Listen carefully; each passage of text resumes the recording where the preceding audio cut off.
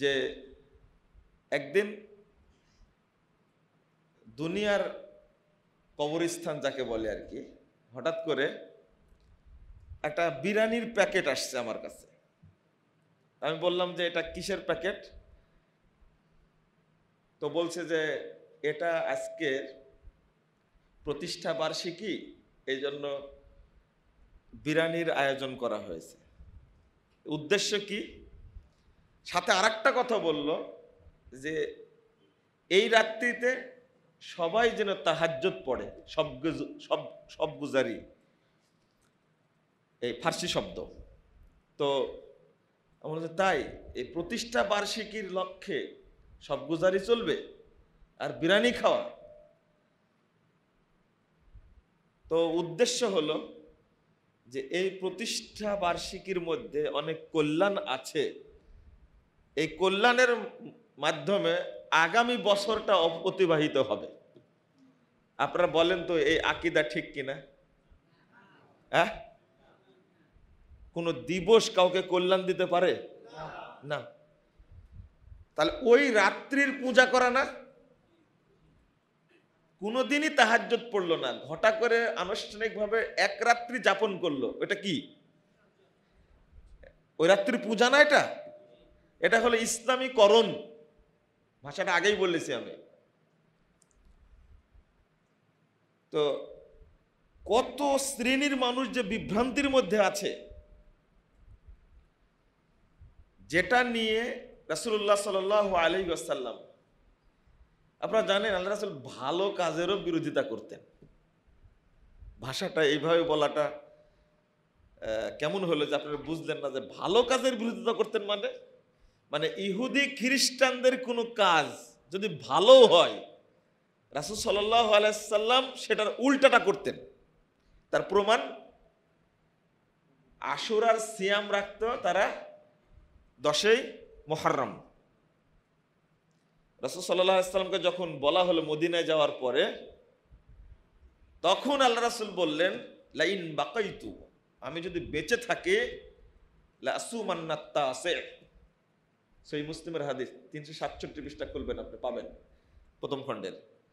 তাহলে আমি যদি আগামীতে বেঁচে থাকি তাহলে শুধু 10 তারিখ রাখবো না, 9 তারিখও রাখবো। এটা তাদের সাথে মিল হয়ে যাচ্ছে বলে সিয়াম রাখা, 10 তারিখে রাখলে আমার সমস্যাটা কি? আপনাদের মাথায় ঢুকলো কি কথাটা? রাসূল সাল্লাল্লাহু আলাইহি ওয়াসাল্লাম উল্টা দিয়ে কি করলেন, যে আগামী বেঁচে থাকলে কি করব, 10 তারিখে রাখবো। এত কঠোর ছিলেন। রাসূল সাল্লাল্লাহু আলাইহি ওয়াসাল্লাম বললেন যে খালিফুল ইয়াহুদা ওয়ান নাসারা, ইহুদি খ্রিস্টানদের বিপরীত করো। অর্থাৎ মানে অনেক জায়গায় যেটা তারা করত আল্লাহ রাসূল উল্টা করে দিয়েছেন। মদিনায় গিয়ে দেখলেন যে তারা 2 দিন খেলাধুলা করে। রাসূল সাল্লাল্লাহু আলাইহি ওয়াসাল্লাম বললেন কদ আবদালাকুমুল্লাহ বিহিমা খায়রাম মিনহুমা, আল্লাহ রাব্বুল আলামিন এই 2টা দিনকে পরিবর্তন করে তোমাদেরকে উত্তম 2টা দিন দান করেছে। যেটা ইহুদি খ্রিস্টানরা করে সেটাকে মুসলিমদের করা উচিত না। ছেলেরা ব্যঙ্গ করে বলতো আগে, যখন ইউনিভার্সিটিতে পড়ছি তখন বলছে এটা 31st নাইট, এটা ফষ্টি নষ্টি নাইট। কথা বুঝতে পারেন কথা? তারাই ব্যঙ্গ করে বলতো। কিছু দিবস পালিত হয় বাংলাদেশে, এইগুলো কি ইসলামী শরীয়তের অন্তর্ভুক্ত? শরীয়ত এগুলোকে সাপোর্ট করে না।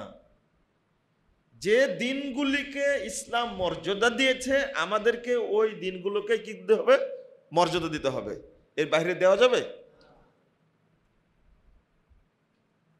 তা আমরা যে দিনটা মানে মর্যাদা দেওয়ার আওতাভুক্ত না সেটাকেই মনে করছি। আমি একজনকে বলেছিলাম যে আজকে রাত্রিতেই নামাজ পড়তে হবে আপনাকে, 15ই শাবান রাত্রিতে। বলছে হ্যাঁ এই রাত্রিতে তো আল্লাহ বান্দার খোঁজ খবর নেই। তো আমি রাগ করে বললাম, আমি ওই আল্লাহর ইবাদত করি না যে আল্লাহ শুধু এক রাতে বান্দার খোঁজ নাই। আমি ওই আল্লাহর ইবাদত করি যে আল্লাহ প্রতি রাতে বান্দার খোঁজ নাই, প্রতি মুহূর্তে খোঁজ নাই।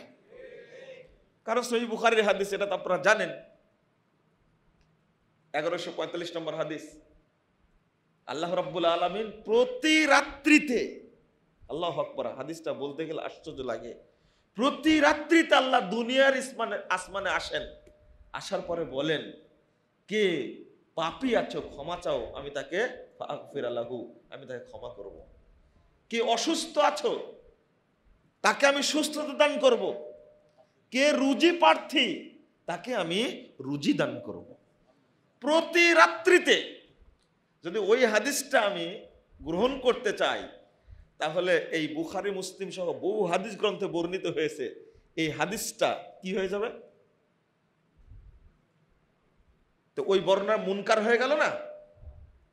এই বুঝটাই নাই। তা বলেছে আমার আল্লাহ প্রতি রাত্রিতে, শুধু না প্রতি মুহূর্তে বান্দার খবর রাখেন। আলহামদুলিল্লাহ। তা আমি ওই আল্লাহর ইবাদত করি। আপনি যে আল্লাহর কথা বলছেন, এই আল্লাহ মাত্র একদিন খোঁজ রাখে বান্দার। আর কি হাদিসটা কেমন!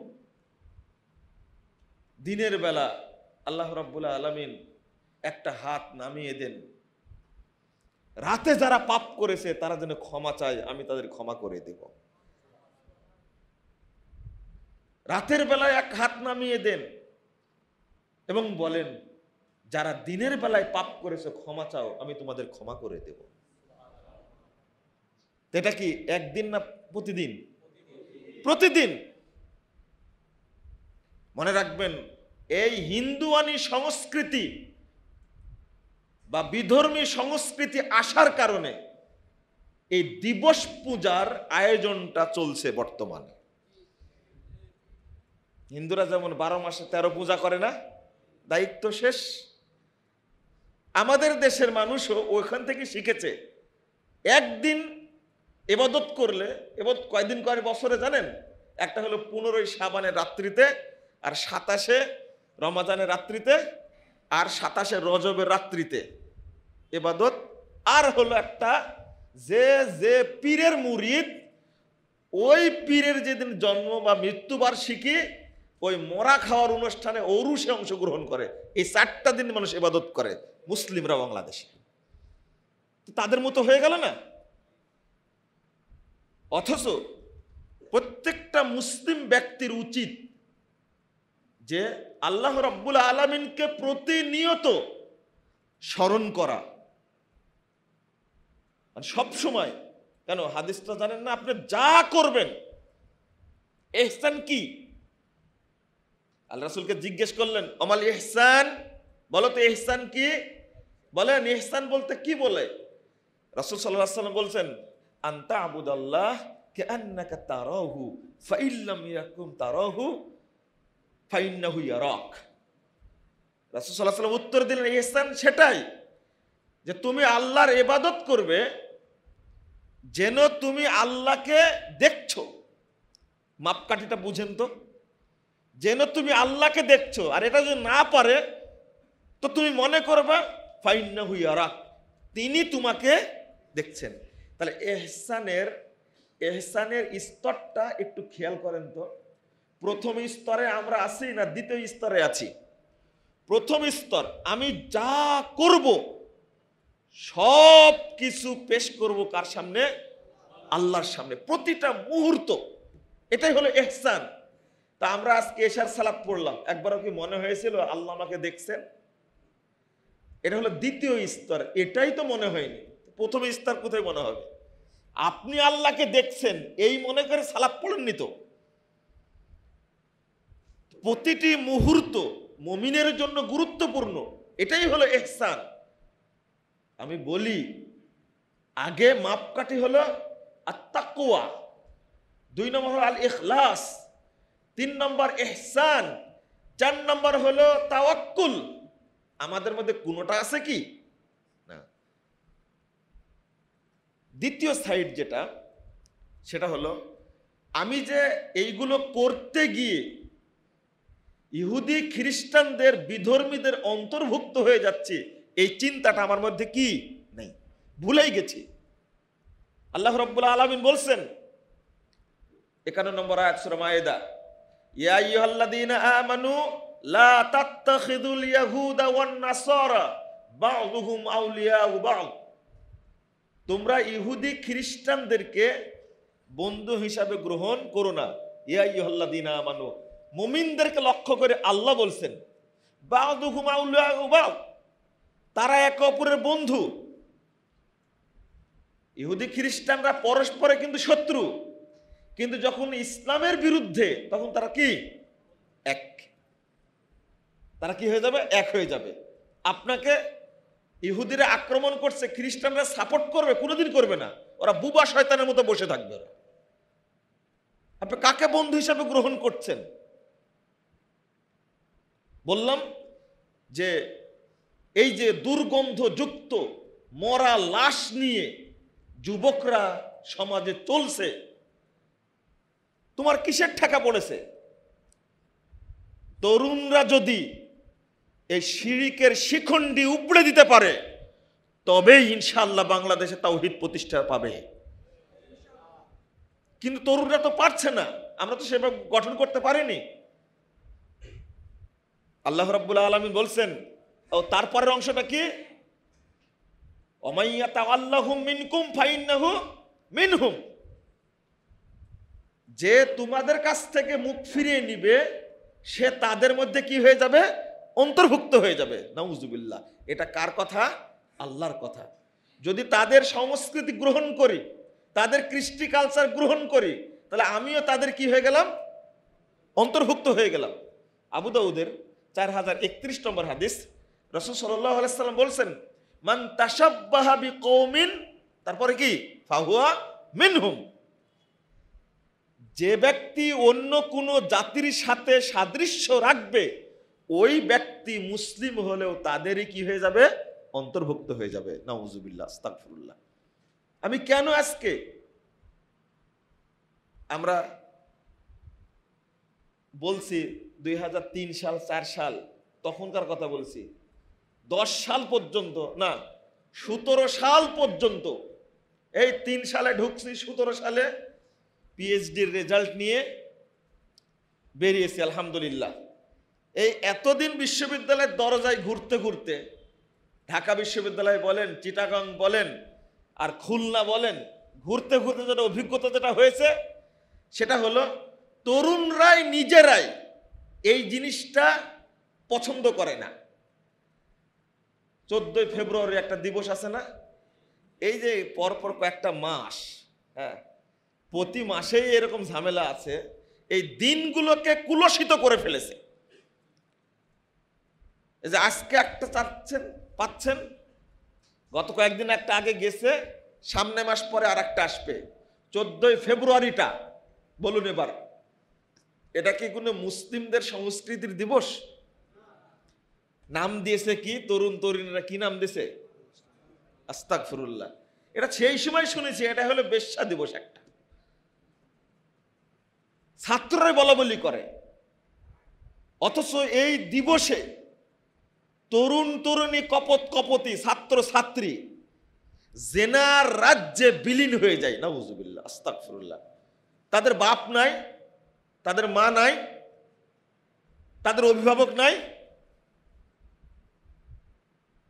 পহেলা বৈশাখ, এটা কি মুসলিমদের সংস্কৃতি?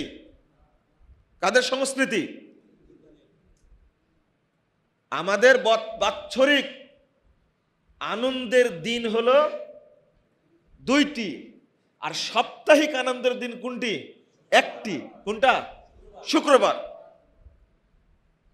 তো মুসলিমদের জন্য দুর্ভাগ্য কি, মুসলিমদের মধ্যে থেকেই আরেকটা ঈদ তৈরি করেছে, ঈদে মিলাদুন্নবী, নাম দিছে সাইয়্যিদুল আইয়াদ। আইয়াদ হলো ঈদের বহু বচন। কি? ঈদের বহু বচন। 3টা ঈদ মনে করেন, ঈদুল আজহা, ঈদুল ফিতর আর ইয়াউমুল জুমআহ। তো 3টা ঈদ, এই বদেরা নাম দিয়েছে সাইয়্যিদুল আইয়াদ, সমস্ত ঈদের সর্দার হলো কি ঈদে মিলাদুন্নবী। সকল ঈদের বড় ঈদ ঈদে মিলাদুন্নবী। এটা ধর্মের নামে পাগড়ি পরে চালাচ্ছে একটা, এটা একটা অপসংস্কৃতি, ইসলামকে বুড়াঙ্গুলি দেখানো। আর আরেকটা বৈষয়িকতার নাম দিয়ে এরা কারা তৈরি করেছে এই সমস্ত দিবসগুলো, অনুষ্ঠান করে কারা? মুসলিমদের ঈমান বাঁচানোর স্বার্থে। আপনারা দেখেন না ঢাকা ইউনিভার্সিটিতে বলা হয় প্রাচ্যের অক্সফোর্ড, অথচ সেই ইউনিভার্সিটিতে যে ঘটনা কয়েক বছর আগে ঘটলো, পহেলা বৈশাখের দিনে ঘটলো না, এক শ্রেণীর কুখ্যাত সন্ত্রাসী লম্পট লুচ্চা যাদেরকে ধরলো তারা হলো ন্যাংটা লুচ্চি। কথা কি বুঝতে পারছেন? তুমি শুধু একজনের দোষ দিবে এমনটা না, তোমাকে এরকম ল্যাংটা হয়ে বের হতে বললো কে? ঠিক 14 ফেব্রুয়ারির আগের দিন হলো পহেলা ফাল্গুন, এটা জানেন আপনারা? এটা কি বলে? বসন্ত বরণ, পহেলা ফাল্গুন। এই দুইটা দিন পাশাপাশি বাংলাদেশের জন্য কত যে ক্ষতিকর। আপনি ধর্ষণের বিরুদ্ধে ওয়াজ করে কি করবেন? ধর্ষণের বিরুদ্ধে ওয়াজ করে আপনি কি করবেন? আগে এর উপসর্গগুলো, ধর্ষণের পথগুলো বন্ধ করুন, তারপরে ধর্ষণ সম্পর্কে বলুন। আপনি আম ছিলে রেখে, কলা ছিলায় রেখে আপনি মাসিকে নসিহত করবেন যে তুই বসিস না এখানে, ও শুনবে? আর ওয়াজ করছেন বড় বড় মঞ্চে দাঁড়িয়ে ওয়াজ মারেন যে আপনারা ধর্মীয় অনুশাসন মেনে চলুন। আমরা যখন মঞ্চে যাই তখন অতিথি থাকে কিছু, তারা কানে কানে বলে একটু ধর্ষণের বিরুদ্ধে বলবেন, একটু পর্দা সম্পর্কে বলেন, মহিলারা খারাপ হয়ে গেছে। আরে বেটা, তুমি হলো লম্পট, তোমার স্ত্রী, তোমার মেয়ে, তোমার বোন এই কি বলে লিভ টুগেদার, বয়ফ্রেন্ড আর গার্লফ্রেন্ড, এই যে নোংরা একটা ভাষা, এইগুলোর মধ্যে জড়িয়ে পড়ছে কেন? তুমি সুযোগ দিয়েছো তাই। আর হুজুরদের দায়িত্ব হলো এগুলো সমাধান করা, তাই না?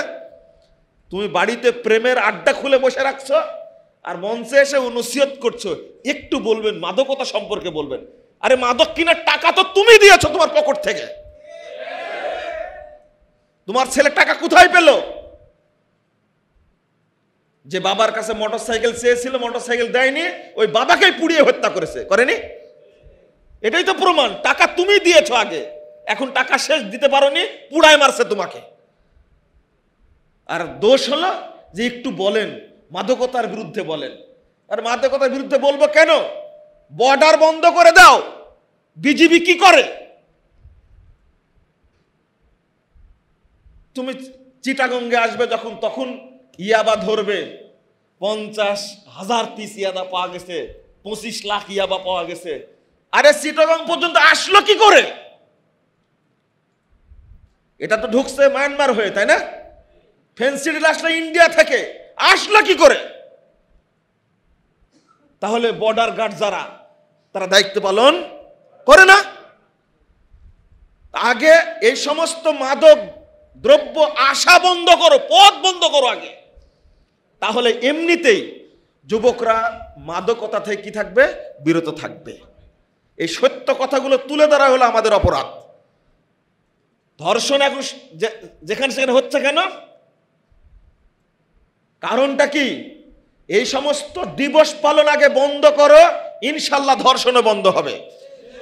র্যাব, পুলিশ, বিজিবি সব মিলে যদি হোটেলগুলোতে রেড চালায়, যত বড় হোটেল বাংলাদেশে তত বড় বেশ্যাখানা ওইটা একটা, তত বড় পতিতালয় ওইটা একটা। এটা কে না জানে? এটা তো মিডিয়ায় আছে, জানে না কে? র্যাব যদি ভূমিকা পালন, মানুষ এই সমস্ত অভিশাপ থেকে বেঁচে যাবে ইনশাআল্লাহ। অভিশাপে মুক্ত তখনই হবে যখন আইনের প্রয়োগ হবে। যখন আইনের কি হবে? প্রয়োগ হবে। এই যে ধর্ষণ নিয়ে মাতামাতি হলো, পত্রিকায় রিপোর্ট দেখলাম, যে ধর্ষণের মৃত্যুদণ্ড হওয়ার 1 মাসের মধ্যে 3 গুণ বেশি বাড়ছে। এটাই বলে যে আসলে আইন প্রয়োগ করে, কি বলে, আইন তৈরি করে কোশ্চিনকালে অপকর্ম বন্ধ করা যায় না যতক্ষণ পর্যন্ত তাকওয়ার বলে সেটা বলিয়ান না হবে। অত সহজ না। মুহাম্মদুর রাসূলুল্লাহ সাল্লাল্লাহু আলাইহি ওয়াসাল্লাম র‍্যাব পুলিশ দ্বারা তিনি সমাজ কাঠামো তৈরি করেছিলেন না, তিনি করেছিলেন তাকওয়ার মাধ্যমে। জেনা যে করেছে সে এসে ধরা দিয়েছে। পৃথিবীর এমন কোন রেকর্ড আছে কোথাও? বুঝতে পারেননি কথাটা মনে হয়। জেনা করে, ওই যে গামেদি গোত্রের মহিলা জেনা করে সে আল্লাহ রাসূলকে ধরা দিল। আল্লাহ রাসূল তাকে বাঁচানোর চেষ্টা করছেন, তিনি তো বুঝতে পেরেছেন। আল্লাহ রাসূল 2-3 বার বললেন, ইরজিই ওয়া তুবি ওয়াস্তাগফিরি, ফিরে যাও, তওবা করো, ক্ষমা চাও। আবার মহিলা এসে বলছে, আবার আল্লাহ রাসূল বললেন, ইরজিই ওয়া তুবি ওয়াস্তাগফিরি, তুমি যাও, ফিরে যাও, তওবা করো, ক্ষমা চাও, আল্লাহ ক্ষমা করবেন। আবার বললেন। এবার শেষবারে মহিলা বলছে, আতুরাদ্দুনি কামা রাদাত্তা মাইজ ইবনে মালিক, মাইজ বিন মালিককে যেভাবে ফেরত দিতে চেয়েছিলেন আমাকে কি ফেরত দিতে চাচ্ছেন? দেখুন আমার পেটে জারজ সন্তান আছে, আমাকে পবিত্র করুন। তাহহিরনি ইয়া রাসূলুল্লাহ, তাহহিরনি ইয়া রাসূলুল্লাহ, আল্লাহ রাসূল আমাকে পবিত্র করুন। কি চমৎকার ভাষা তার! নিজে পাপ করে নিজেই ধরা দিয়েছে, নিজে পাপ করে নিজেই ধরা দিয়েছে, আর ওই সমাজ তোমরা তৈরি করো। বন্ধুরা আমার, আসলে প্রেক্ষাপট, একটা হাদিস এখানে আপনাকে বলি, খুব সাবধানের সাথে শুনবেন। 443 নম্বর হাদিস, দারেমির মধ্যে এসেছে। ইহুদি খ্রিস্টান বিধর্মীদের অনুসরণ করবেন আপনি? আপনি মুসলিম হওয়ার পরে কিভাবে সম্ভব? জাবের রাদিয়াল্লাহু আনহু বলছেন, যা উমর ইবনুল খাত্তাব বিনুসখাতে মিনাত তাওরাত, তাওরাতের একটা নুসখা নিয়ে এসে উমর রাদিয়াল্লাহু আনহু আল্লাহ রাসূলের কাছে আসলেন, বললেন, হ্যাঁ দেখি নুসখাতে মিনাত তাওরাত, আল্লাহ রাসূলের তাওরাতের একটা ফলক, নুসখা। ফাজালা ইয়াকরা, উমর রাদিয়াল্লাহু আনহু পড়তে থাকলেন। ফাতাগায়্যারা ওয়াজহু রাসূলিল্লাহ সাল্লাল্লাহু আলাইহি ওয়াসাল্লাম, পড়তে দেখেই আল্লাহ রাসূলের চেহারা বিবর্ণ হয়ে গেছে রাগে। আবু বকর রাদিয়াল্লাহু আনহু বলছেন, সাকিলাতকা সাওয়াকিল ইয়া উমর, উমর তোমার ধ্বংস হোক। আতারা মাবি ওয়াজহি রাসূলিল্লাহ সাল্লাল্লাহু আলাইহি ওয়াসাল্লাম, তুমি কি রাসূলের চেহারার দিকে তাকিয়ে দেখছেন অবস্থাটা কি? ফানাযারা উমর ইলা ওয়াজহি রাসূলিল্লাহ সাল্লাল্লাহু আলাইহি ওয়াসাল্লাম, উমর রাদিয়াল্লাহু আনহু চেহারার দিকে তাকালেন আল্লাহ রাসূলের, তাকায় বলছেন, আউযু বিল্লাহি মিন গাযাবিল্লাহ ওয়া মিন গাযাবি রাসূলি, রাযিনা বিল্লাহি রাব্বাহু ওয়া বিল ইসলামি দীনা ওয়া বি মুহাম্মাদিন নাবিয়্যা। আল্লাহ রাসূলের অবস্থা দেখে উমর রাদিয়াল্লাহু আনহু তাকিয়েই বলছেন, আমি আল্লাহর গজব থেকে, আল্লাহ রাসূলের অসন্তুষ্টি থেকে আল্লাহর কাছে পরিত্রাণ চাচ্ছি। তারপর বললেন কি? রাযিনা বিল্লাহি রাব্বা, আমরা আল্লাহকে রব হিসাবে পেয়ে সন্তুষ্ট হয়েছি। ওয়া বিল ইসলামি দীনা, আর ইসলামকে দিন হিসাবে পেয়ে সন্তুষ্ট হয়েছি। ওয়া বি মুহাম্মাদিন নাবিয়্যা, আর মুহাম্মদ সাল্লাল্লাহু আলাইহি ওয়াসাল্লামকে নবী হিসাবে পেয়ে কি সন্তুষ্ট হয়েছি। দেখেন, ওমর রাদিয়াল্লাহু আনহুর মতো ব্যক্তি কেবল তাওরাত পড়া শুরু করেছেন, বলুন তিনি কি তাওরাতের অনুসরণ করেছেন না শুধু পড়ছেন? শুধু পড়ছেন। এটাই রাসূল সাল্লাল্লাহু আলাইহি ওয়াসাল্লাম মেনে নিলেন না, রেগে গেলেন। আল্লাহ রাসূল গর্জে উঠে বলছেন, ওয়াল্লাযী নাফসু মুহাম্মাদিন বিয়াদিহি, ওই সত্তার কসম করে বলছে যার হাতে মুহাম্মাদের প্রাণ রয়েছে, লাউ বাদালাকুম মূসা ফাত্তাবাতুমুহু ওয়া তারাকতুমুনি, আরে রাখো তোমার তাওরাত, তাওরাত তো বিকৃত। স্বয়ং যদি মূসা আলাইহিস সালাম এখন আসেন তোমাদের মাঝে, ফাত্তাবাতুমুহু ওয়া তারাকতুমুনি, আর তোমরা যদি মূসা আলাইহিস সালামকে গ্রহণ করো আর আমাকে বাদ দাও, লা যালালতুম আন সাওয়াইস সাবিল, তবুও তোমরা এই জান্নাতের পথ থেকে বিচ্যুত হয়ে জাহান্নামের পথে চলে যাবে। নাউজুবিল্লাহ। আপনি চিন্তা করতে পেরেছেন? ওমর রাদিয়াল্লাহু আনহুকে বলছেন, তাওরাত কার পক্ষ থেকে এসেছে? কার পক্ষ থেকে? আল্লাহর পক্ষ থেকে। কোন নবীর উপরে? মূসা আলাইহিস সালামের উপরে।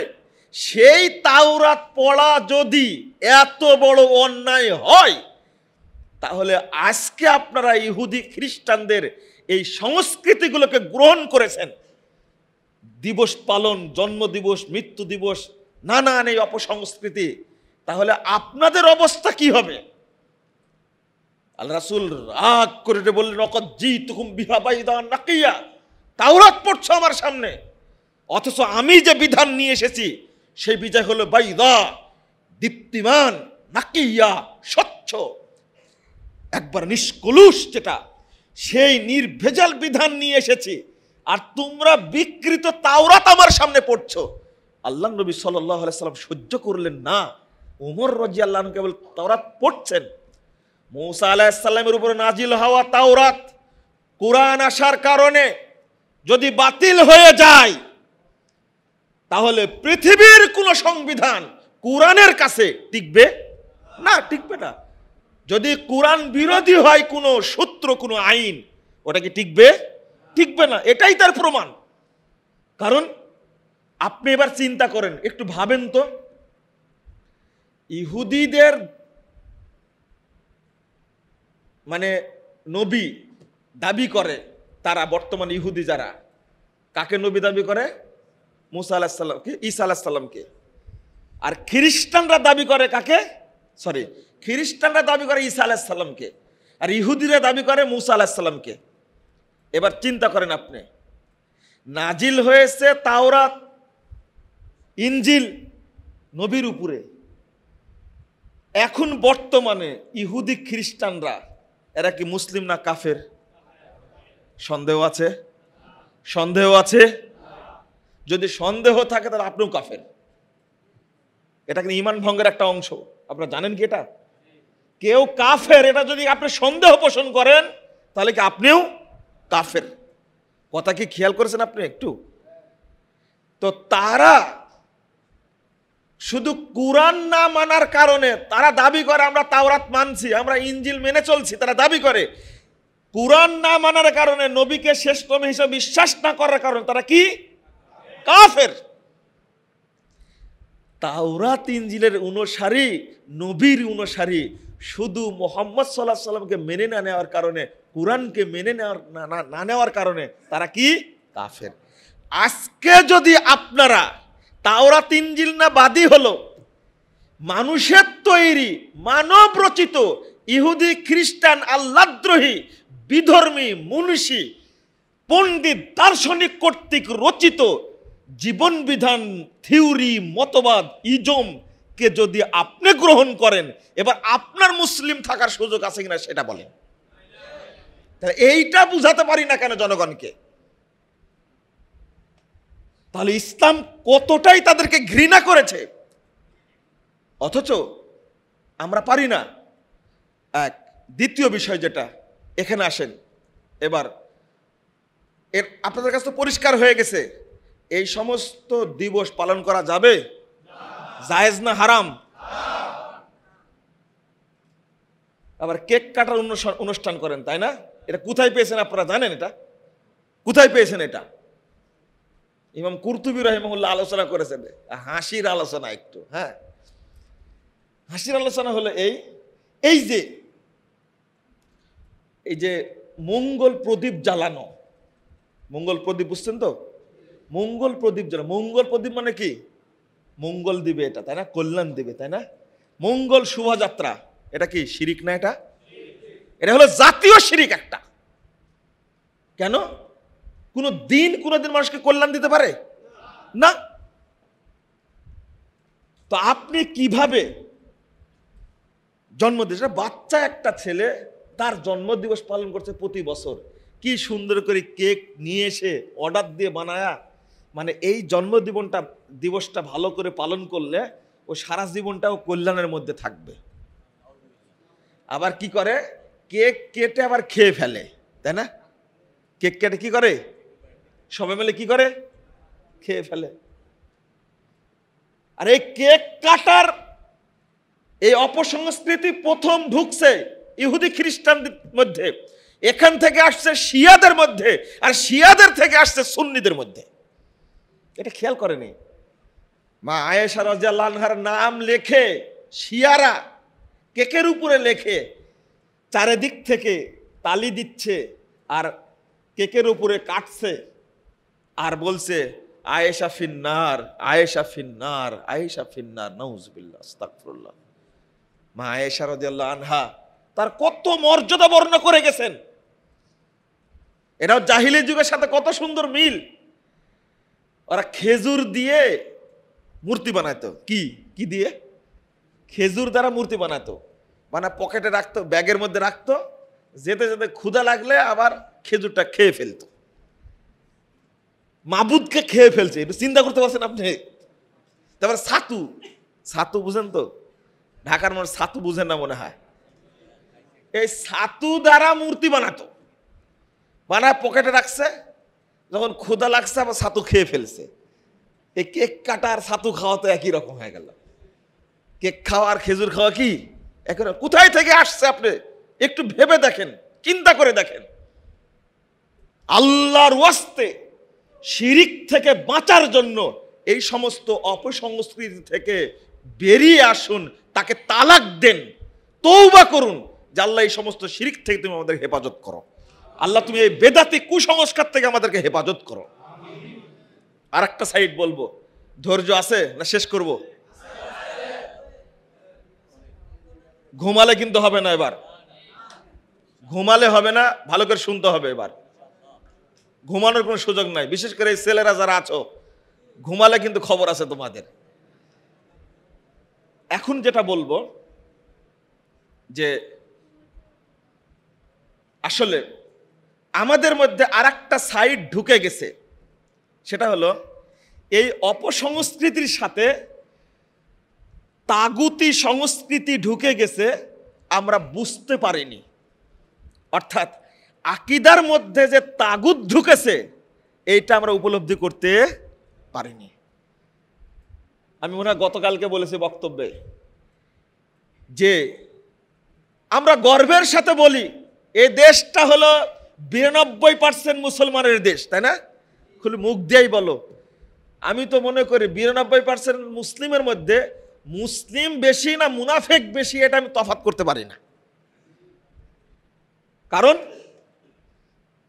কারণটা কি?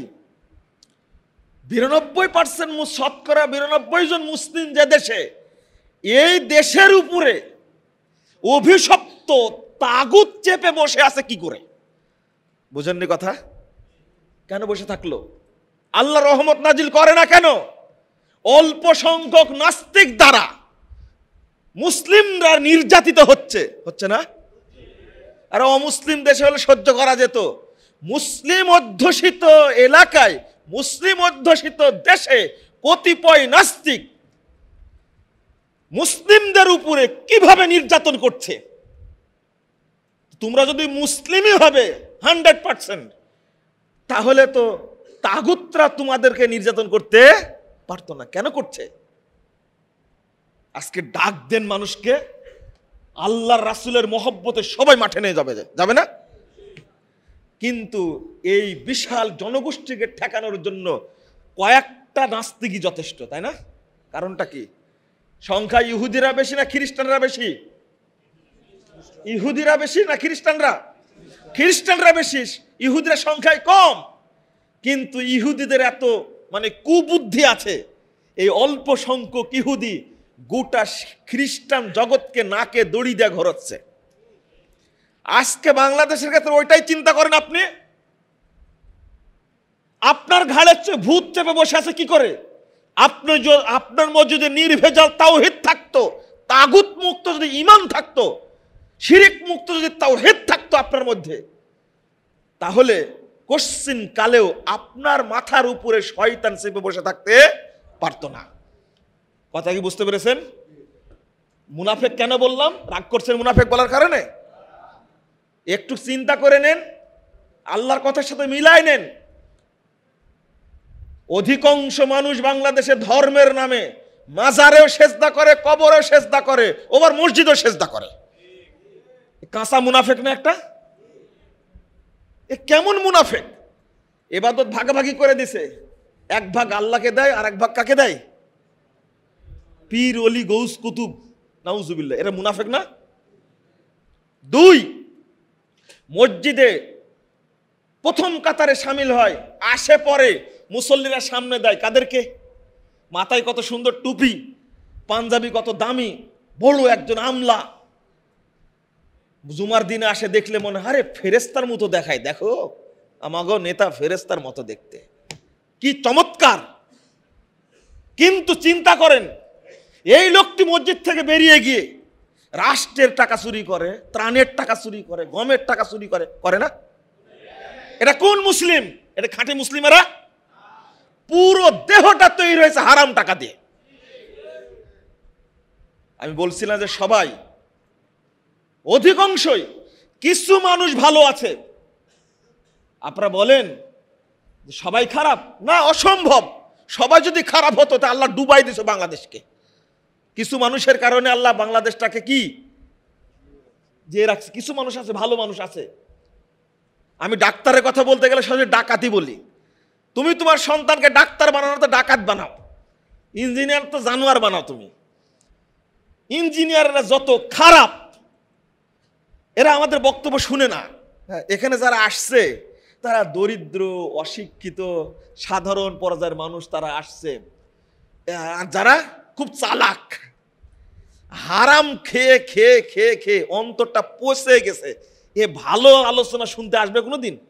তো ইবলিশ শয়তান ওকে চাবি দিয়ে রাখছে, তো কি করে আসবে এখানে?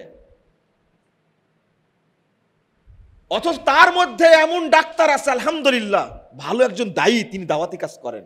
একজন ইঞ্জিনিয়ার আছে, একটা রোড কনস্ট্রাকশনের কাজ করছে, সেখানে এক ইঞ্জিনিয়ার যদি লাখ লাখ টাকা ঘুষ খায় আপনার কন্ট্রাক্টরের কাছ থেকে, ঘুষ না দিলে তোর স্বাক্ষর করবো না, তোর টাকাও পাবি না তুই। এই ইঞ্জিনিয়ার কত বড় বদমাশ বলেন তো থেকে? একে ইঞ্জিনিয়ার না জানুয়ারে? তুমি খাচ্ছ কার টাকা? একজন বলছে যে আপনি এইভাবে বলেন, কাউকে ছাড় দিয়ে বলেন না। আরে কাউকে ছাড় দিয়ে মানে বাংলাদেশ কারো বাপের পৈতৃক সম্পত্তি নাকি? তুমি এই বাংলাদেশের অর্থ চুরি করবে, হারাম খাবা, কোটি কোটি টাকা আত্মসাৎ করবা, আর আমরা কিছু বলবো না? নাকে তেল দিয়ে ঘুমাবো? অন্তত বলি শুনো আগে। তুমি ভূমি অফিসে চাকরি করো, তোমার রক্ত হালাল কিনা তুমি একবার চিন্তা করো। পাসপোর্ট অফিসে চাকরি করো, কাস্টমসে চাকরি করো, সচিবালয়ে চাকরি করো, লজ্জা শরম করো একটু। তুমি যত ভালো টুপি পরেই মসজিদ আসো না কেন, আতরটা যত দামি হোক না কেন, তুমি খাঁটি মুসলমান না, তুমি মুনাফেক মুসলমান একটা। আমি এটা বুঝাতে চাইলাম। তো অধিকাংশ মানুষ যারা, তাদের খাঁটি মুসলিম বলতে পারবেন আপনি? সুদ তো আছে, ওই হিসাব করতে গেলে একজনও নাই। বাংলাদেশের 95% মানুষ কিস্তি দেয়, তাই না? এই সুদখোর কি করে খাঁটি মুসলমান হলো বলেন দেখি? তো ওর দ্বারা কি আল্লাহ খেদমত দিবে বলেন দেখি? খেদমত দিবে? তোরা পারবিও না, আল্লাহ জানে তোরা পারবিও না। তোদের হৃদয়টা সুদখোর, সুদ খেয়ে নষ্ট হয়ে গেছে, তোরা পারবিও না রাষ্ট্র চালাতে, তোদের দিবও না। আমরা আক্ষেপ করে কি করব? আর বক্তারা, যদি বক্তাদের কথা বলি, বক্তারা কি ভালো? এক রাতে ওয়াজ করে 1 লাখ টাকা হেলিকপ্টার ভাড়া, 1 লাখ টাকা ভিজিট, কয় লাখ টাকা গেল? যে মাদ্রাসার প্রোগ্রাম করলো, মাদ্রাসার কর্তৃপক্ষ বলছে কিছুই তো থাকলো না। অন্য বছর 2-4 টাকা থাকে, এই বছর তো কিছুই নাই। এই কোন দুর্নীতিবাজ বলেন দেখি? আলেম বক্তা ওই ব্যাকুবের 80,000 টাকা ভিজিট ছাড়া মঞ্চেই উঠবে না। আগে 50,000 দিতে হবে, উঠার পরে, উঠার আগে, মঞ্চে উঠার আগে তাকে আরো দিতে হবে কত? 30,000। কারণ আমার সময় নাই, আগে টাকাটা দেন তারপরে মঞ্চে যাই। 80,000 টাকা পকেটে নেওয়ার পরে মঞ্চে বক্তব্য দিবে। আর বাংলাদেশের জনগণ এত খারাপ, মুসলিম নামের এত খারাপ, এই সমস্ত টাকা টাকা দুর্নীতিবাজকে বক্তব্যের জন্য নিয়ে আসে। ওর ইমান ঠিক আছে বলেন তো? এই বক্তার ইমান ঠিক আছে? তা আপনার ইমান ঠিক থাকবে কি করে? আপনি নিয়ে আসলেন কেন ওকে? আবার প্রশ্ন করে আমাদের কাছে, এই যারা ডিমান্ড নিয়ে কি বলে, যারা এই কি বলে চুক্তি করে বক্তব্য দেয়, হ্যাঁ, তাদের বক্তব্য শোনা যাবে কিনা? ওর মাথা ইট মারার দরকার। তুই নিয়ে আসছিস কেন ওকে? আমি নিয়ে আসছি, আমাকে প্রশ্ন করেছিস কেন? তুমি না নিয়ে আসলে তো হয়ে যায়, আবার প্রশ্ন করে আমাদেরকে। কথা কি বুঝতে পারছেন? তাহলে রন্ধে রন্ধে হারামখোর বসে আছে, ওরা খাঁটি মুসলিম না। বেটা তওবা করো আগে। আপনি কোন দিকে যাবেন? এটা একটা বললাম মুনাফিকির কারণ। আবার মক্কাতেও যায়, মন্দিরেও যায়, কি চমৎকার ব্যাপার! এ কি খাঁটি মুসলিম বলেন দেখি? হ্যাঁ, মাজারে যায়, মসজিদেও যায়, খাঁটি মুসলিম? এক কাঁচা মুনাফিক, টাটকা নগদ তাজা মুনাফিক একবারে। এদের দুয়া কবুল হবে আল্লাহর কাছে না। এই জন্য বলি কি, আগে তাওহীদটা গ্রহণ করেন, তাগুতকে বর্জন করেন। আমাদের তবলিগের ভাইয়েরা, তাদের প্রতি এত আফসোস লাগে, এত আফসোস লাগে যে সরকারি থাক না কেন তাদের কোনো সমস্যা নাই। কি চমৎকার! পীর ফকিরেরা কোনোদিন জেল খাটে না, খাটছে দেখছেন কোনোদিন? না। যারা সমাজ সংস্কারের জন্য কথা বলে, জেল কিন্তু তারাই খাটে। কোন পীর জেলখানায় গেছে বাংলাদেশের রেকর্ড আছে? নাই। অথচ ওই হলো সবচেয়ে বড় দুর্নীতিবাজ। কারণ এক রাতের ওরুসা যদি 2 কোটি টাকা কামায়, ও আর টাকার দরকার আছে? ভুঁড়ি তো মোটা হবে এমনিতেই, তাই না? 3 দিনের ওরুসে 7 কোটি টাকা উঠেছে এই বাংলাদেশের। আর এমন একটা দরবার খুলে রাখছে যার কোনো ট্যাক্স দেওয়া লাগে না। আর এখানে টাকা দেয় কারা? কোটি কোটি মানুষ, যারা এই টুপিওয়ালা, তারাই সেখানে সেজদা করে, তারাই সেখানে মানত করে, তারাই গরু ছাগল দেয়। আর তার সাথে দেয় যারা বড় বড় দুর্নীতিবাজ। বছরে 50 কোটি টাকা দুর্নীতি করে, আর 1 বছরে পীরের দরগায় ওরুসকে 1 কোটি টাকা দেয়, মনে করে যে বাবা খুশি তো আল্লাহ খুশি, তুই খালি মরে দেখ। তোর টাকাও হারাম, তুইও হারাম, তোর পীরও দুর্নীতিবাজ, মুশরিক। আল্লাহ বলছেন, ওয়ামা ইউমিনু আকসারুহুম বিল্লাহ ইল্লা ওয়া হুম মুশরিকুন। 106 নম্বর আয়াত সূরা ইউসুফ। যারা ঈমান এনেছে আল্লাহর প্রতি, তারা অধিকাংশই কি? মুশরিক। তাহলে বলুন এবার, আগুন আর পানিকে এক বোতলে রাখা যায়? হ্যাঁ, রাখা যায়?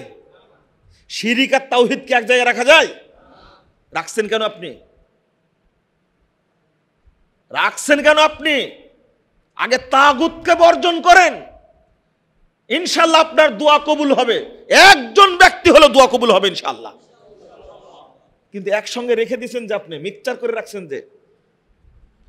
এখন আপনি বলবেন তাগুত তো বুঝি না। কিছুক্ষণ আগে বললাম না, বাংলাদেশের ধর্মীয় সাইটটা সবচেয়ে বেশি নষ্ট হয়েছে আমাদের তবলিগ ভাইদের, মুরব্বীদের কারণে। কেন? আমি বলবো, আপনারা একটু আমার কথাটা বুঝেন। আমি কিন্তু যখন সাইজ করি তখন সবাইকেই বলি, এটা খেয়াল করেন। আমি কাউকে বাদ দিয়ে, কাউকে ছাড় দিয়ে কাউকে বলি এমনটা না। আগের বক্তব্যে স্পষ্ট বলেছি, এই যে বেদাত ঢুকে গেছে আপনাদের মধ্যে, আমাদের মধ্যে, বেদাত ঢুকলো কি করে?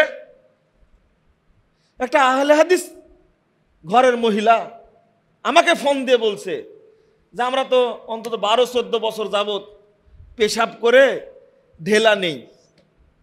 বললাম যে কি বললেন আপনি? পেশাব করে ঢেলা নেন? তো সে একটা না তো 7টা করে নিতে বলেছে। আচ্ছা, এই আলোচনা কি করা যায় বলেন দেখি? আস্তাগফিরুল্লাহ, নাউযুবিল্লাহ, নাউযুবিল্লাহ। যে শিখালো কে?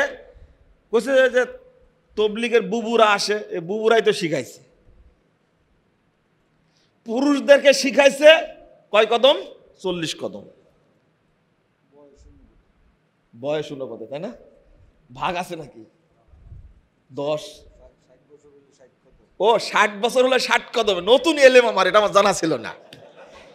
60 বছর হলে 60 কদম। আস্তাগফিরুল্লাহ। 50 হলে 50 কদম। তওবা তওবা, আস্তাগফিরুল্লাহ, নাউযুবিল্লাহ। এই বক্তব্য দিতে গেলে কষ্ট হয়।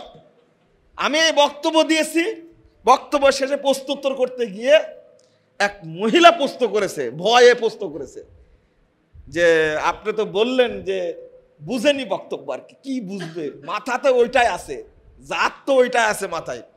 আপনি তো বললেন যে পুরুষদের পেশাবের চেয়ে মহিলাদের পেশাব বেশি অপবিত্র, তাহলে মহিলারা কয় কদম হাঁটবে প্রশ্ন করে আমাকে বিপাকে ফেলে দিছে। নাউজুবিল্লাহ, আস্তাগফিরুল্লাহ। এই প্রশ্ন আমি বলিনি। 222 নম্বর হাদিস, সহিহ বুখারী খুলুন। রাসূলুল্লাহ সাল্লাল্লাহু আলাইহি ওয়াসাল্লাম বলছেন, যদি ছেলে শিশু, এই শিশু বাচ্চাটা যদি ছেলে হয়, দুধ খাচ্ছে, এই সময় যদি পেশাব করে দেয়, শুধু পানি ছিটাই দিলেই হবে। আর যদি কন্যা শিশু হয়, পেশাব করে দিলে জায়গাটা কি করা লাগবে? ধৌত করা লাগবে। তাহলে পেশাবের পাওয়ার কিন্তু কাদের বেশি?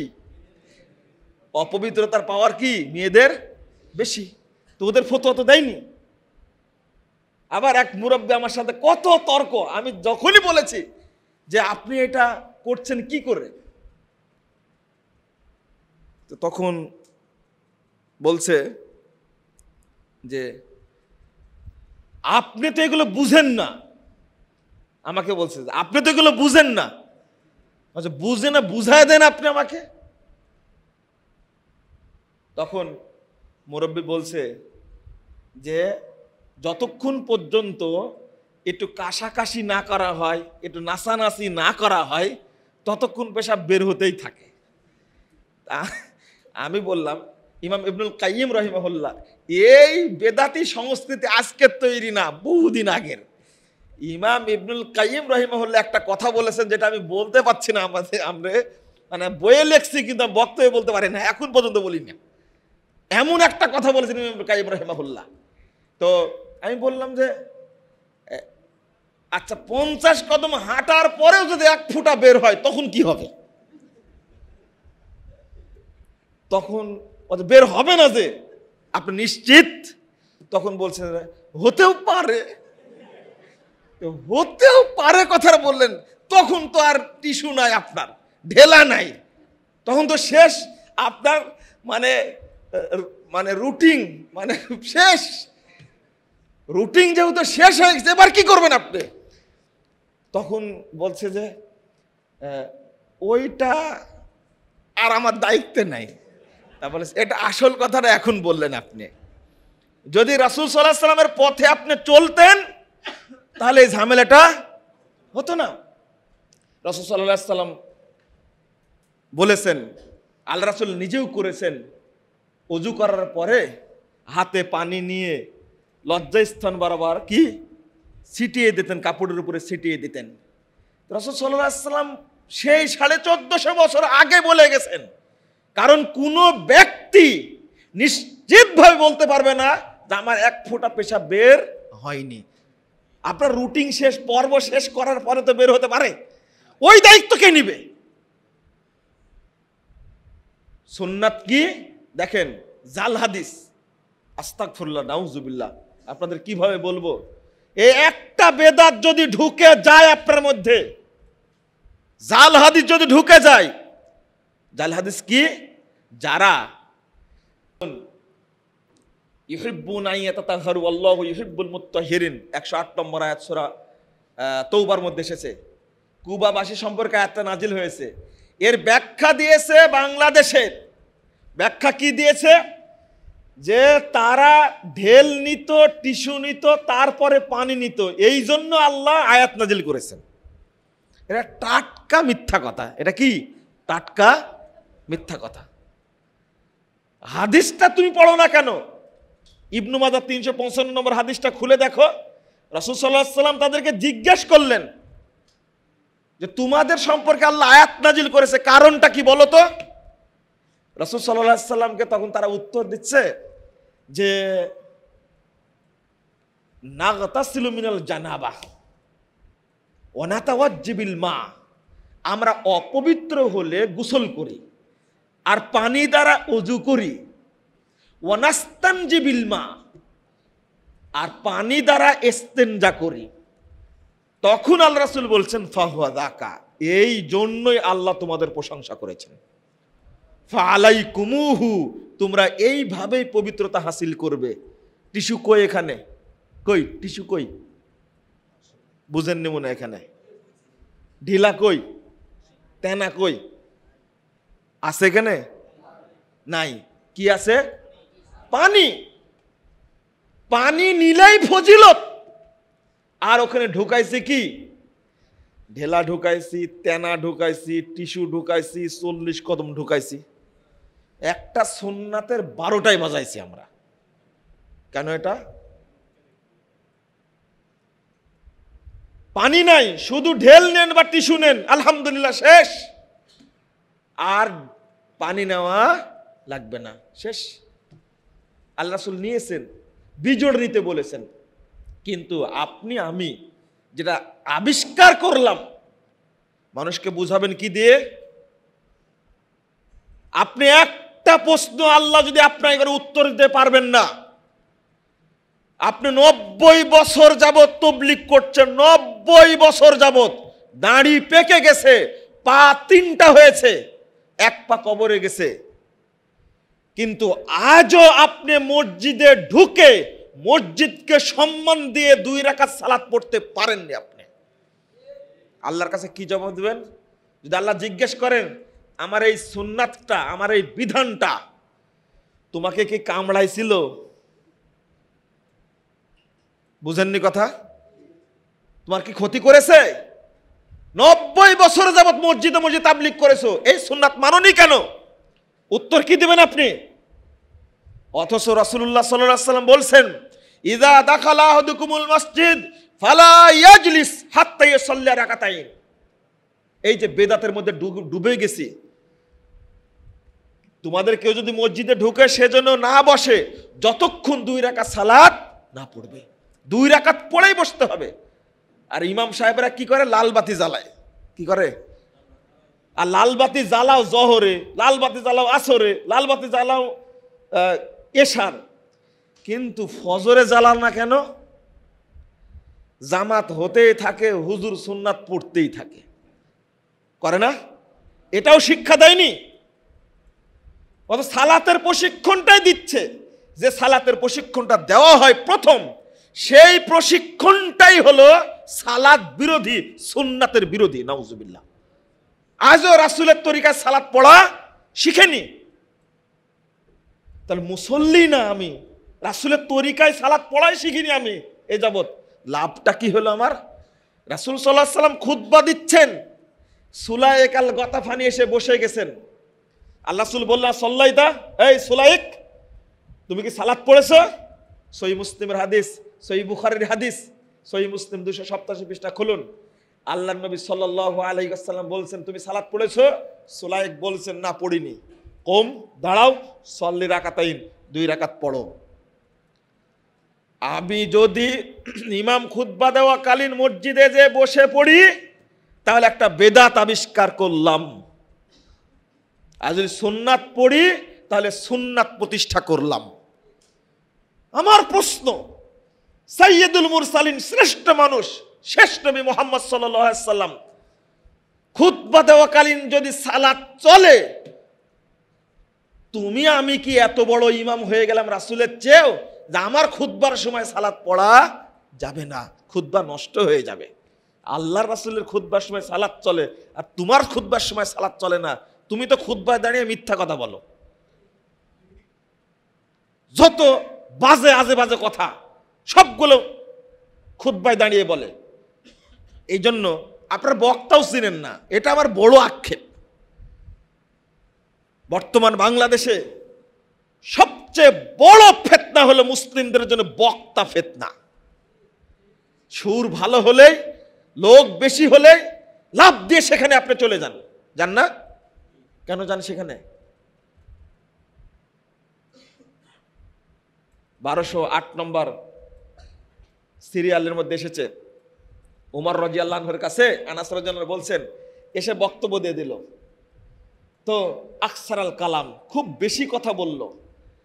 তখন উমর রাদিয়াল্লাহু আনহু বলছেন যে অধিকাংশ বক্তার কথা শাকাশিকি শয়তান, যেন শয়তান বমি করছে।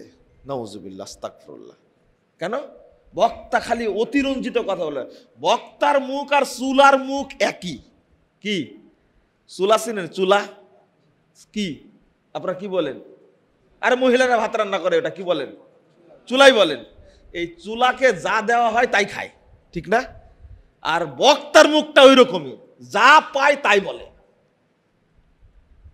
এমন এমন মিথ্যা, ডাকা ডাকা মিথ্যা হাদিস বলে, আপনি ভাবতেই পারবেন না, চিন্তাই করতে পারবেন না, আর ওইটাই মানুষ আমল করে। এই জন্য রাসূল সাল্লাল্লাহু আলাইহি ওয়াসাল্লাম বলছেন, 908 নম্বর হাদিস তাবরানী কাবিরের মধ্যে আসছে, ইন্না মিন আশরাতিস সাআহ আইয়ুলতামাসাল ইলমু আন ইনদাল আসাগির। যখনই বেদাতীদের কাছ থেকে ইলম গ্রহণ করা হবে, তখনই বুঝবে কিয়ামতের আলামত তোমরা ধ্বংস হবে। ইবনে মাসউদ রাদিয়াল্লাহু আনহু বলছেন, লা ইয়াজালুন নাসু বিখাইরিন মা আখাযুল ইলমা আন আকাবিরিহিম।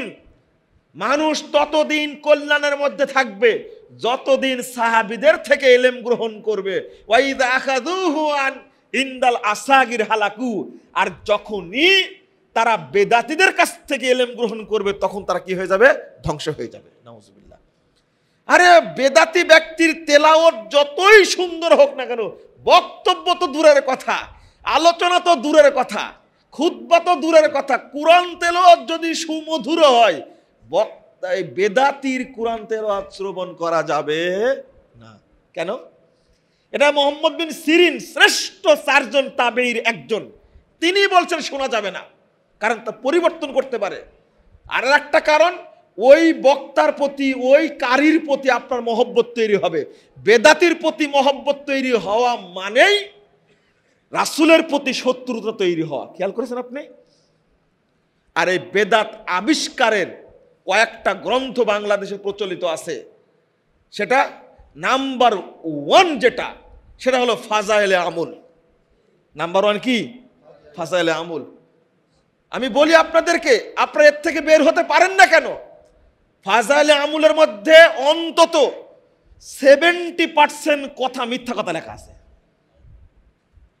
কিছু আয়াত যদি না থাকতো, আর কয়েকটা সহিহ হাদিস না থাকতো, তাহলে আমি বলতাম এটা জাল হাদিসের সিরিজ, মিথ্যা সিরিজ 1, মিথ্যা সিরিজ 2 বলতাম এটা। কিন্তু কয়েকটা কি আছে? কোরআনের আয়াত আছে, সহিহ কয়েকটা হাদিস আছে। আমি এই যে বইটা, কোথায় গেল বইটা? ও, এই যে তাবলীগের স্বরূপ, দয়া করে আপনাদের বলবো, তাবলীগের স্বরূপ বইটা সারা বাংলাদেশে পৌঁছে দিন, যেখানে যাই। কেন বলছি? তাদের প্রশাসনের সাথে ভালো সম্পর্ক আছে, আহলে হাদিস মসজিদ তৈরি হবে। আপনি ভাবতে পারেননি, একটা বেদাতি মাদ্রাসায় ছেলেটা পাঠালেন, আপনি বাচ্চা ছেলে হেফজ করার জন্য পাঠাইছেন, ওর হৃদয়ে যে বেদাত আখড়া করেছে, বাসা বেঁধেছে, এই বাসা আপনি ওর মৃত্যু পর্যন্ত ভাঙতে পারবেন না, অত সহজ না। যদি খুদাই করা হয় ব্রেনে ছোট থাকতেই, ওই খুদাইয়ের চিহ্ন কখনো দূর হয় না। আপনি যদি একটু চিন্তা করেন, একটু আপনি যদি ভাবেন যে বেদাতীদের মাধ্যমে ক্ষতিটা কত হচ্ছে, ক্ষতি হওয়াটা কেমন? যারা আজকে কোরআন এবং সহিহ হাদিস ভিত্তিক দাওয়াতি কার্যক্রম করছে, মসজিদ তৈরি করছে, আমাদের সবচেয়ে বড় দুঃখের বিষয় হলো এটা। আপনি চিন্তা করুন, যখন আহলে হাদিস মসজিদ ভাঙতে হবে, তখন কোনো ফারাক নাই, কোনো দলাদলি নাই, সব রসুনের পাশা এক জায়গায়। দেওবন্দিরা বেরলবীদের গালি দেয়, বেরলবীরা দেওবন্দীদেরকে শয়তান বলে। এটা তার প্রমাণ কি? মুফতি শফি সাহেব মারা গেলেন, আর বেরলবীরা স্ট্যাটাস দিল কুত্তা মারা গেছে, ঈদ মুবারক। দেখেননি আপনারা? জেলও তো খাটলো কয়েকদিন, তাই না? কেন বললো? এরা হলো দেওবন্দি, এরা হলো বেরলবী, কোনো সম্পর্ক নাই। আবার গরম সুন্নি, নরম সুন্নি, আবার তবলিগ জামাত, জামাত ইসলাম, আহলে হাদিস মসজিদ ভাঙ্গার জন্য হেফাজতে ইসলাম, আহলে হাদিস মসজিদ ভাঙ্গার জন্য তারা কিন্তু সব এক জায়গায় চলে যায়। এটা জানেন না এখন পর্যন্ত? অথচ আপনি যদি তাদের সাথে সঙ্গ দেন, যারা মসজিদ ভাঙ্গে, এবার মাসিক আলী ইখলাসে ফতোয়া দিয়েছে, শক্ত করে লিখেছে, মসজিদ ভাঙ্গা কোনো মুসলিমদের কাজ না, এটা হলো অমুসলিমদের, বিধর্মীদের কাজ। যারা মসজিদ ভাঙ্গে তারা ইহুদি খ্রিস্টানদের চেয়েও খারাপ। তারা কেন ভাঙলো তারা মসজিদ?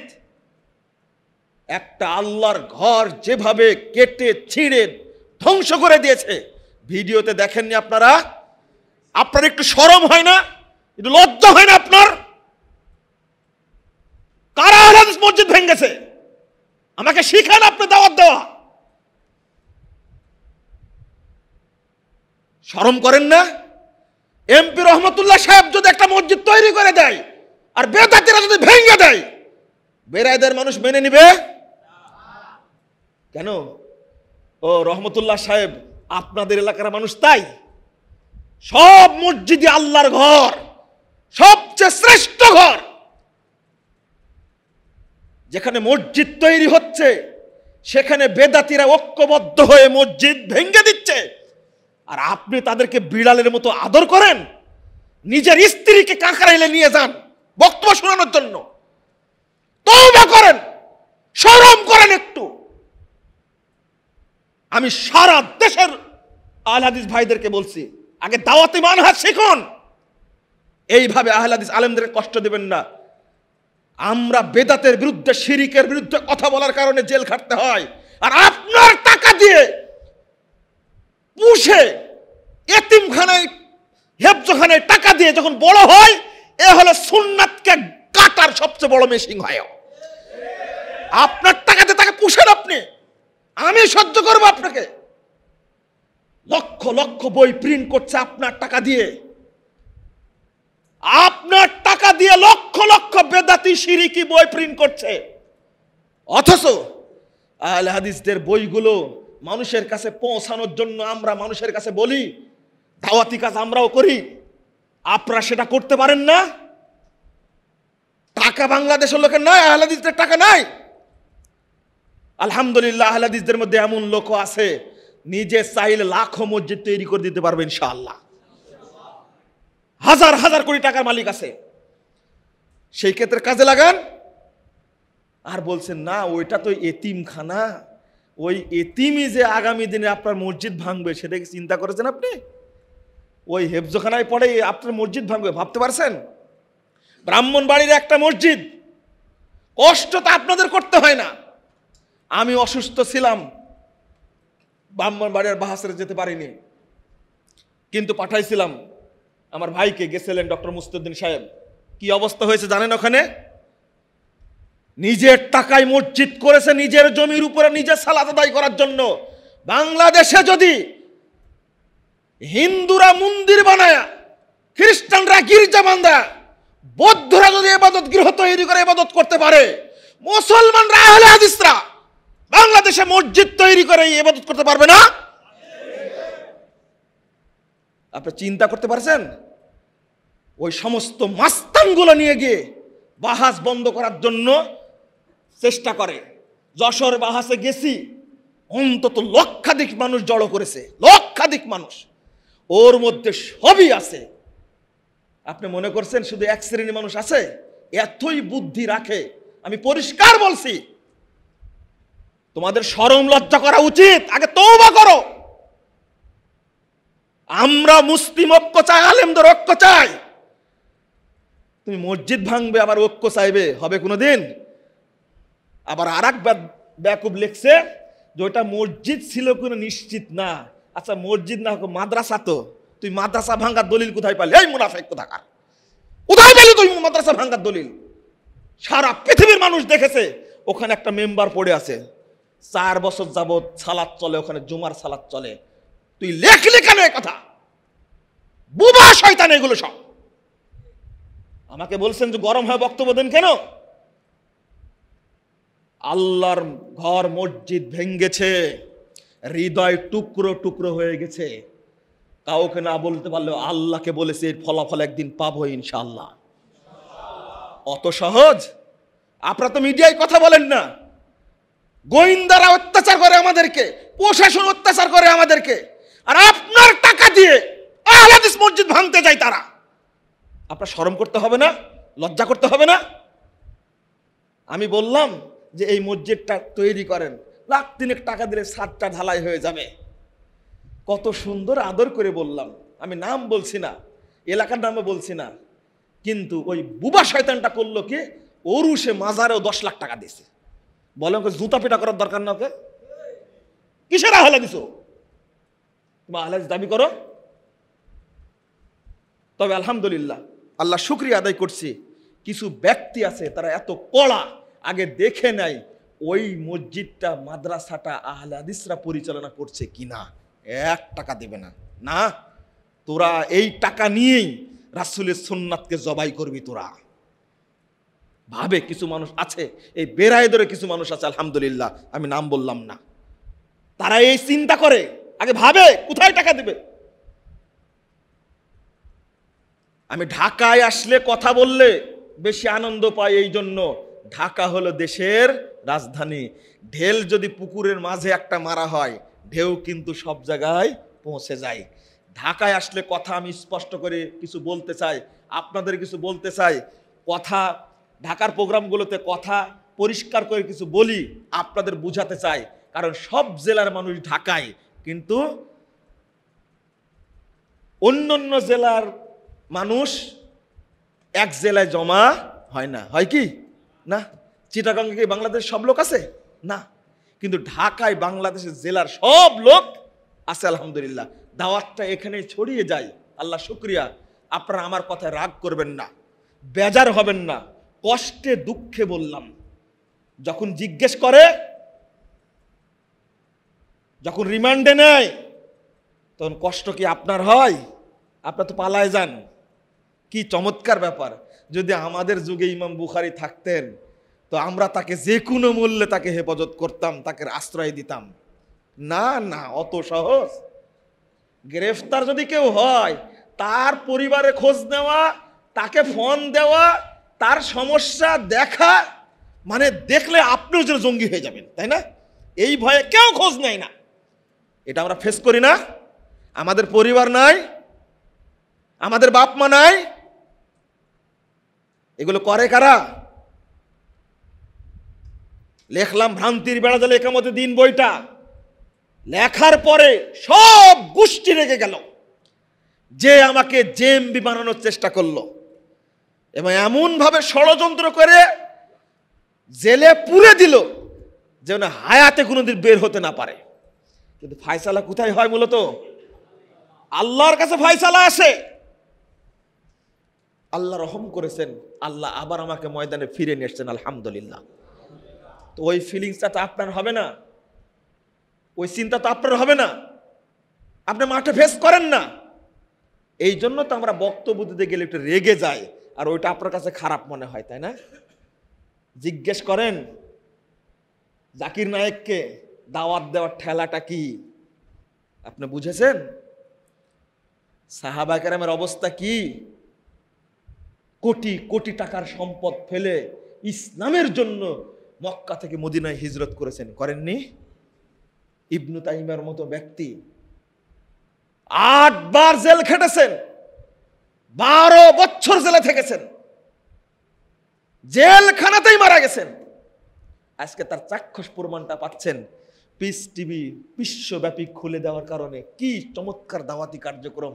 আপনি ভাবতে পারেন, আজকে একটা বক্তব্য শুনছিলাম জাকির নায়েকের, বক্তব্যটা এত ভালো লাগলো। মহিলা প্রশ্ন করছে, আমার স্বামী মুসলিম, আমি হলাম হিন্দু, জানতাম হিন্দু মুসলিম একই সমান, এখন দেখছি এক না। মহিলা এত তর্ক বিতর্ক করলো, করতে করতে করতে শেষ পর্যায়ে গিয়ে ইসলাম গ্রহণ করলো। আজকে শুনছি, আপনার আসার পথে শুনছিলাম বক্তব্যটা, এত ভালো লাগলো। কত লক্ষ অমুসলিম যে ইসলাম গ্রহণ করেছে তা ঠিক নাই, অথচ চ্যানেলটা কি বন্ধ করে দিছে না? বাংলাদেশে বন্ধ করলো তো? করলো না, শুধু বন্ধই করলো। এই লোকটা কি দেশে ঠাঁই পেয়েছে? কত প্রতিষ্ঠান তৈরি করেছে আপনারা তো দেখেননি। আমি সব প্রতিষ্ঠানগুলো দেখে আসছি। 2012 সালে 30শে মে গেছিলাম, আপনার 28 তারিখে, 29 তারিখ, 27, 28, 29, 3 দিন সেখানে ছিলাম, প্রতিষ্ঠানগুলো দেখেছি। শুধু আইটি সেক্টরে কাজ করে প্রায় 800 মানুষ। কি এক অভিনব কৌশল, অভিনব mission! Peace TV Urdu, peace TV ইংরেজি, peace TV Bangla, peace TV Chinese, আল্লাহু আকবার। কয়েকদিনের মধ্যে পিস টিভি আরবি খুলে যেত, বুঝছেন? আপনারা কি বুঝছেন কথাটা আমার? বিশ্বব্যাপী দাওয়াত চলছিল, সবচেয়ে জনপ্রিয় চ্যানেল ছিল কি? Piece TV. আর বাংলাদেশে বন্ধ হলে নেটে কিন্তু চালু আছে। পিস টিভি ঘরে বন্ধ করেছো, কিন্তু এখন মানুষের হাতে হাতে, আলহামদুলিল্লাহ, লাভ নেই। কিন্তু লোকটা ঘর ছাড়া হয়েছে, তাই না? সম্পদগুলো বাজেয়াপ্ত করে দিয়েছে, তারও তো সন্তান আছে। কখনো সৌদি আরব, কখনো দুবাই, কখনো কুয়েত, মালয়েশিয়া, কখনো যায়। নিজের স্বাধীনতা কিছুই নাই। তিনি বুঝছেন, কিন্তু তাকে সান্ত্বনা দিচ্ছেন একজন ব্যক্তি, ইবনু তাইমিয়া রাহিমাহুল্লাহর কথা বলে। তিনি ইংরেজিতে বলছেন, আমি সাক্ষাৎকারটা শুনে খুব ভালো লাগলো। গাড়িতে যাওয়ার সময় তিনি সান্ত্বনা দিচ্ছেন, দেখেন ইবনু তাইমিয়া রাহিমাহুল্লাহকেও তো 8টা প্রদেশ থেকে বহিষ্কার করা হয়েছে। ভ্রাম্যমাণ লাইব্রেরি ইবনু তাইমিয়া রাহিমাহুল্লাহর কথাটাই বলছেন। আমি আরবিতে বলি, উনি বড় আলেম, ইংরেজি তাকে সান্ত্বনা দিচ্ছেন। ইবনে তাইমিয়া রাহিমাহুল্লাহ জেল থেকে বের হয়ে বলেছিলেন, 5 বছর জেল খাটার পরে বলছেন, মা দায়ান কিমু মিন্না আদাই আনা জান্নাতি ওয়া বুস্তানি ফি সদরি কতলি শাহাদাতুন ওয়া নাফি সিয়াহাতুন ওয়া সিজনি খুলুওয়া। তিনি বলছেন, আমার শত্রুরা আমার বিরুদ্ধে কিসের প্রতিশোধ নেবে? আমার জান্নাত তো আমারই পক্ষে আছে। আমাকে হত্যা করলে আমি শহীদ হয়ে যাব, আমাকে দেশ থেকে বহিষ্কার করলে ভ্রমণের উদ্দেশ্যে বেরিয়ে যাব, যদি আমাকে জেলখানায় পুরে রাখা হয় আমি নির্জন বসে বসে গবেষণা করব। কত অত্যাচার করেছে ইবনু তাইমিয়ার মতো এত বড় মুজাদ্দিদ, আল্লাহু আকবার। সারা পৃথিবী এখন তার মুখাপেক্ষী, আলহামদুলিল্লাহ। এত বড় আলেম, খেতে দেয়নি, পানি দেয়নি, জেলখানার কর্মীরা ঘাস নিয়ে এসে দিয়েছে খেতে। শেষ 2.5 বছর জেলখানাতেই তিনি মারা গেছেন। এত বড় আলেম, কাগজ কলম সব কেড়ে নিয়েছে। অবশেষে জেলখানার দেওয়ালে, এই সিরিয়ার ঘটনা, জেলখানার দেওয়ালে লেখে লেখে রাখছেন, ওইগুলো জমা করে আবার বই বের করেছেন। এত বড় ব্যক্তি, আর আপনি মনে করেন সুখ পাবেন? এইটাই সান্ত্বনা দিচ্ছেন জাকির নায়েককে। আপনি পরিবার ছাড়া হয়েছেন, আপনার বাড়ি ছাড়া হয়েছেন, এই যে অর্থ সম্পদ, তার বাপ একজন এত বড় ধনী মানুষ, তার সব সম্পদ বাজেয়াপ্ত করে দিয়েছে। তার কষ্ট হয় না? ও আপনার কষ্ট আর ওর কষ্ট এক। পূর্বাচলে জমি কিনেছেন কয় বিঘা, কত স্বপ্ন দেখছেন, 10 বিঘা কিনে আছে, সামনে বিক্রি করলে 10,000 কোটি টাকা হবে, এই স্বপ্ন আপনি দেখছেন। আর জাকির নায়েক স্বপ্ন দেখছেন সারা পৃথিবীকে কি করে সবাইকে মুসলিম বানানো যায়, আপনার স্বপ্ন আর জাকিরের স্বপ্ন এক না। আপনি ভাবছেন কততলা বাড়ি করা যায়, কোন মডেলের করা যায়, 10 বছর যাবত ডিজাইন করছে আপনার চিন্তা, এটা সারাদিন কার জমি দখল করবে এটা আপনার চিন্তা। কিন্তু আমাদের চিন্তা ওইটা না, আমাদের চিন্তা ওইটা না। আমাদের ভাবনা চিন্তা একটু তরুণদেরকে নিয়ে, মুসলিম ভাইদেরকে নিয়ে, দেশকে নিয়ে কিভাবে কুরআন এবং সুন্নাহ ভিত্তিক সমাজ গঠন করা যায়, এই চিন্তাটাই বেশি করি, লেখালেখি করি। এই জন্য আপনাদের মধ্যে খেপে যাই, বলি যে আপনারা কিছু না করেন, বেদাতীদের আখড়াতে টাকা দেওয়া বন্ধ করেন, 1। 2 নম্বর, আপনার অর্থ আছে, বইগুলো প্রিন্ট করে দেন। 4টা বই হাতে, এখন 4টা বই হাতে, আলহামদুলিল্লাহ আমরা বের করব, টাকা নেই। 4টা বই 600, 650, 700 পৃষ্ঠার মতো, 4টা বই আলহামদুলিল্লাহ রেডি, হাতে টাকা নাই। আপনি ব্যাংকে যে টাকা নিয়ে রাখছেন, এফডিআর করে রাখছে 100 কোটি টাকা, কত? আবার যাকাত দেয় না ওই টাকার, হারামখোর একটা। আপনি কি করবেন এই টাকা দিয়ে? আমি আর আক্ষেপের কথা বলবো না। বন্ধুরা আমার, আকীদাটা সহি করবেন আল্লাহর ওয়াস্তে, কখনো বেদাতীদের সাথে সঙ্গ দিবেন না। দ্বিতীয় বই সবচেয়ে ক্ষতি করেছে মকসুদুল মুমিনিন। তৃতীয় বই সবচেয়ে ক্ষতি করেছে কি? বেহেশতি জোহর। চতুর্থ বই সবচেয়ে ক্ষতি করেছে হলো কি? নিয়ামুল কুরআন। সব পড়ে বলছি, না পড়ে বলি না। বাসায় যায় আমার লাইব্রেরিটা দেখিয়ে আসেন, আগে আপনিও পড়েন। কেন ক্ষতির কথা বলছি?